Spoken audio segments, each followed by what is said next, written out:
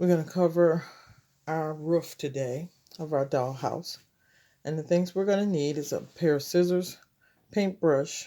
We're choosing to do dark charcoal roofing. So we're going to have to mix some white acrylic paint and black acrylic paint. Of course, you can choose whatever colors you want to use.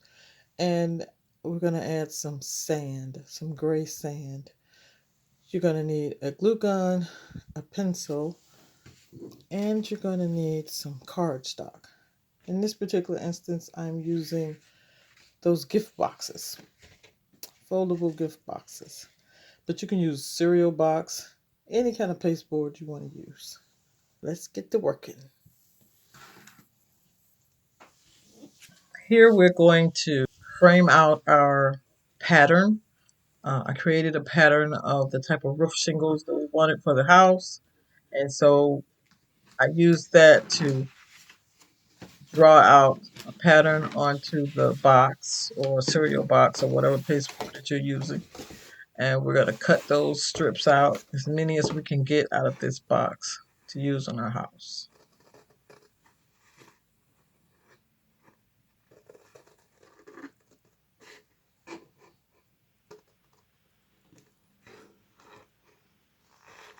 And we're going to cut down the middle because each pattern is set up in a way that it can make two strips at the same time. And you can stack them and you can make four strips.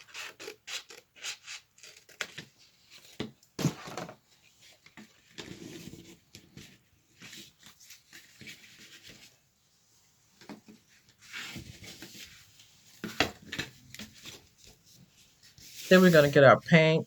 We have our white acrylic paint and our black acrylic paint. We're going to mix those together for the color that we want. And for our house, we want like a dark charcoal gray. I did not want it to be black. So I added the white paint to kind of take it down a notch to make it more of a charcoal color. Now this Mrs. Dash container, I'm just using that because it's easy to disperse the sand out once I start painting on the roof. And we're going to just shake it through the shaker.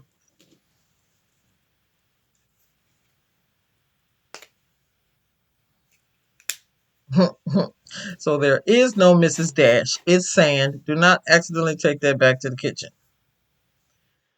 Anywho, so I was just trying to look in to see, when you put these shingles on after you've cut your strips, you want to start at the bottom rim of your roofing and work your way from the bottom to the top. Another thing, resist the urge to glue them down as flat as possible. You see how you can see the little waves in the roof? You want to leave it like that because when you put the paint and the sand on there, that sand is going to fill in the grooves and you're going to lose your pattern of the roof shingles. So leave it as rough and lumpy as it can as you can. And if it's more than what you would like after you sand it, then just then glue that piece down. And here's our paint again that we mixed earlier. And we're just going to paint it, the whole thing. Well, we're going to paint halfway down because you need to put the sand on while the paint is still wet.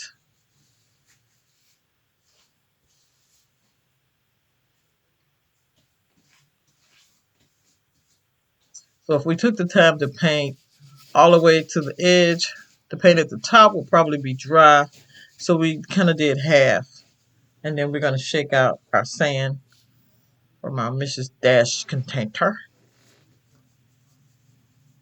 And it probably would be better if you could find something that had even smaller holes in it than the Mrs. Dash shaker, but that's all I had. So that's what, we work with what we got. Shake off some excess sand. Now, I did put down a tarp over the table so it could catch all this sand. Because, sand is just like going to the beach. It's going to be everywhere. You don't want sand everywhere. So put down a tarp on the floor under the table. And I put a tarp on the table itself. So trying to catch as much sand as possible. Finish painting the rest of the roof.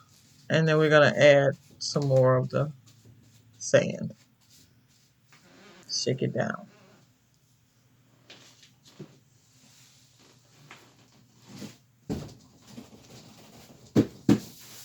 Well, there we have it. And that was the back of the house. And we also need to do the same thing to the front of the house. And so we went on and painted it.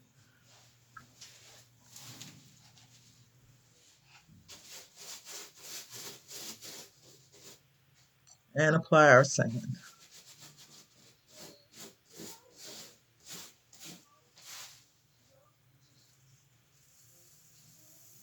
And there you have it. Whole roof done. And if you could touch that, you'd see that it was hard as a rock. It feels just like a real roof. So it does great things for our cardboard. Makes it extremely strong. Our roof is covered. Comment on how yours came out. What color did you make it? I'd love to hear from you. Thank you for being with me on Creating All Things Joy. And as always, I pray that you are restful, peaceful, and most of all, joyful.